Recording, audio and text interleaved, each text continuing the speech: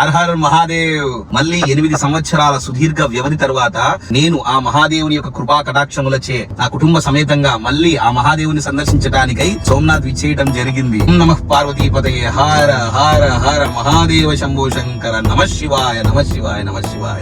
ఈశ గిరీశ నరేశ పరేశ మహేశ విలేశయ భూషణ భో సాంబ సదా శివ శంభో శంకర శరణం మే తవ చరణయుగం.